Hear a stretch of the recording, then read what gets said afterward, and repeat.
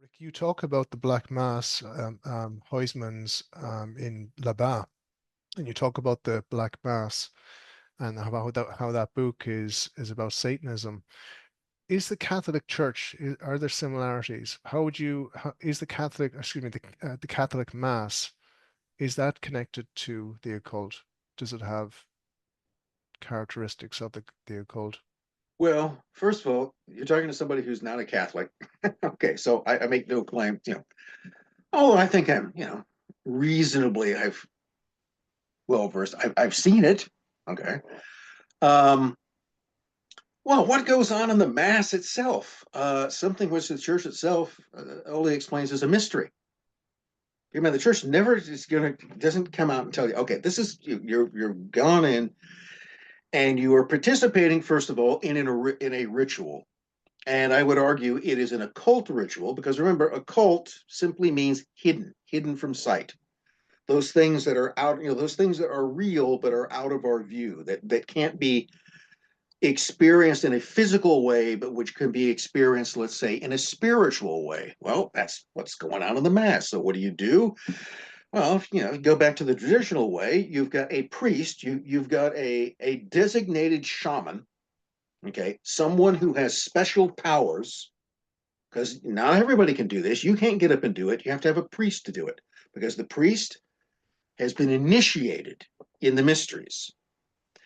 And the priest would then come out, say something, go through all of this in Latin, which for the most part you wouldn't be able to understand. And it didn't matter that you couldn't understand it. That was one of the whole things about, and in fact, it's one of the arguments among people who I know a couple of people who pride themselves upon being traditional Catholics, and one of the things that they won't accept is the Mass if it's not said in Latin. It's not real to them. It's unless it's said in a language they don't understand.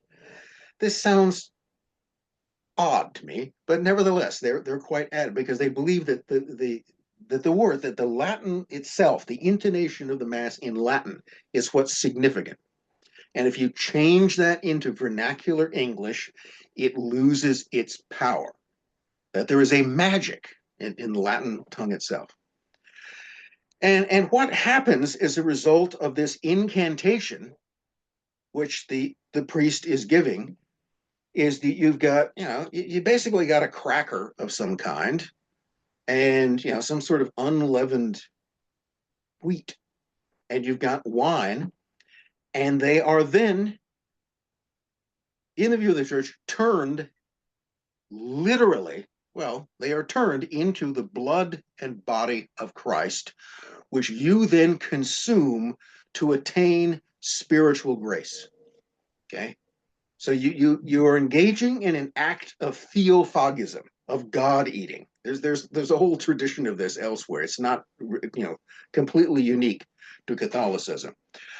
You are engaging in a ritual invoking occult forces which are magically and invisibly transforming the things that you can set in front of them that never change. Nothing, nothing happens. It's still just a cracker.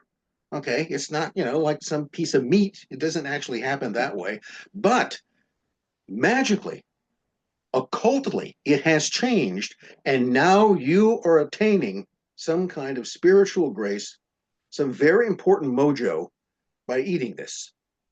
But you have to believe that that's what's happening because if you don't believe it, it means nothing. It's all it's a reality. The ritual is creating this reality inside your mind, and it's through that process that you receive this kind of benefit. So yes, I mean I'd have to say the Catholic Mass is the most occult thing I've ever heard of.